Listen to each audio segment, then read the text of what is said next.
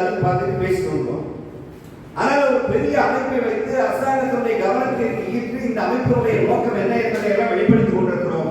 இன்னும் நம்முடைய தலைமை நிர்வாகிகள் இந்த லெட்டர்கள் கூட இந்த அடிக்கலன்னு சொன்னா எப்படி நீங்க உங்க மக்களுடைய கோரிக்கையை அரசாங்கத்துக்கு கொடுக்க முடியும்?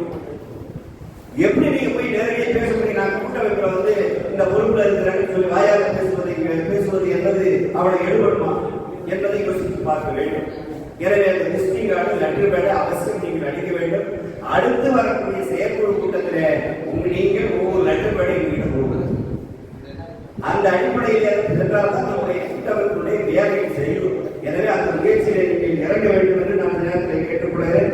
அடுத்ததாக நம்முடைய நிர்வாகத்தை பொறுத்தவரை ஒரு நண்பர் சொன்னார், அந்த தீர்மானத்தில் சில தகவல்களை சொன்னாங்க. ஆனால் அந்த தீர்மானத்தில் ஒரே நாடு ஒரே தேர்தல் என்ற தீர்மானம் நமக்கு தேவையற்றது என்பதை அவர் சொன்னார். அவருடைய புரிதல் எந்த அளவுக்கு இருக்கிறது என்று எனக்கு தெரியவில்லை. என்றாலும் ஒரு செய்தியை நான் சொல்லுகிறேன்.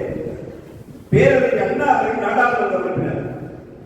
அப்போ தமிழ்நாட்டில் இருந்து அப்போ என்ன ஒரு கோரிக்கை வந்ததுன்னா திராவிடர்களுக்கு என்ன ஒரு கோரிக்கை வந்தது. அப்ப தமிழ்நாட்டில இருந்து ஒரு நாடாளுமன்ற உறுப்பினர் போயிட்டு இவர் தமிழை பத்தியே பேசுறாரு, திராவிட நாடுன்னு பேசிட்டு இருக்கிறாரு, தமிழ்நாடுன்னு பேசுறாரு, தமிழ்நாடுன்னு பேர் வைக்கணும்னு பேசுறாரு. அப்புறம் தமிழ்நாடுன்னு பேர் கிடையாது. அந்த தமிழ்நாடுன்னு பேர் வச்சுட்டாலே உங்களுக்கு அங்க தனிநாடு கேட்பதற்கான வாய்ப்புகள் இருக்குது. அதனால இதை பேசுறதுக்கு அனுமதிக்க கூடாதுன்னு சொல்லி இந்த நாடாளுமன்ற உறுப்பினர் தமிழ்நாட்டிலிருந்து போனவர்தான் ஒரு கேட்டார் சொன்னார். உடனே அண்ணா சொன்னா, அப்போ அங்க இருக்க அந்த சபாநாயகர் சொன்னார், தமிழ்நாட்டுக்கு எல்லா மாநிலங்களும் கேரளா இருக்கு, கர்நாடகா இருக்கு, உப்பு இருக்கு, எல்லா மாநிலங்களும் மாநிலத்துடைய பெயரை ஒப்பிடுகிறோம். ஆனால் தமிழ்நாடு என்று சொன்னால் அது ஒரு தனிநாடு மாதிரி தானே இருக்குது என்று சொல்லி சபாநாயகர் ஒரு கேள்வி கேட்ட போது அண்ணா அவர்கள் என்று சொன்னார், ஆமா தமிழ்நாடு என்பது ஒரு தனிநாடு தான். அது ஒன்றும் உங்களோட சார்ந்த நாடு கிடையாது. தமிழ்நாடு மட்டுமல்ல, இந்தியாவிலே உன்னுடைய மொழி வேறு, என்னுடைய மொழி வேறு, உன்னுடைய உணவு வேறு, என்னுடைய உணவு வேறு, உன்னுடைய உடை வேறு, என்னுடைய உடை வேறு, உன்னுடைய கலாச்சாரம் வேறு, என்னுடைய கலாச்சாரம் வேறு. நான் தனிமைதான், நான் வேறுதான். ஆனால் இனத்தால், இந்திய நாட்டால், நாட்டை காக்க வேண்டும் என்பதால் நாங்கள் நம்மளோடு இணைந்து இருக்கிறோம்.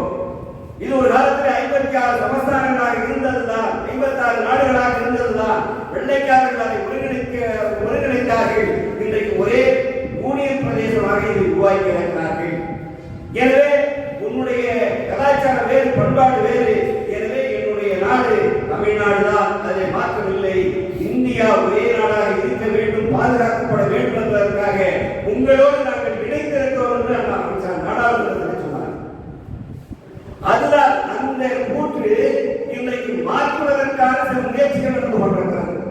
அது உங்களுக்கு வெளியே பார்க்கின்ற போது ஏதோ தேர்தல் வருகிறது, அந்த தேர்தலிலே செலவுகள் குறைவாக இருக்கும், அதனால ஒரே தேர்தலாக வைக்கலாம் என்று சொல்லுகிறீர்கள். இந்தியாவில் பார்த்தீங்கன்னு சொன்ன ஒரு மாநிலத்தில் தேர்தல் வைப்பதற்கு பாதி மாவட்டத்தை ஒரு நாட்டிலையும் அடுத்த பாதி மாவட்டத்தில் இன்னொரு நாட்டிலையும் தேர்தல் வைக்கிறாங்க. எது வைக்கிறாங்க? அந்த தேர்தலை நடத்தக்கூடிய அலுவலர்கள் குறைவு, பாதுகாக்கக்கூடிய பாதுகாவலர்கள் குறைவு. உங்களுக்கு தெரிய தேர்தல் நடக்கின்ற போது போலீஸ்காரர்கள் பூத்து முன்னால் இருக்கிறாங்க, பழைய ரிட்டையர்மெண்ட் ஆன காவலர்களை அழைக்கிறார்கள், ஓய்வு பெற்ற ராணுவத்தை சார்ந்தவர்களை அழைக்கிறார்கள், ஓய்வு பெற்ற உள்ள அந்த வருவாய்த்துறையிலே இருப்பவர்களை அழைக்கிறார்கள்.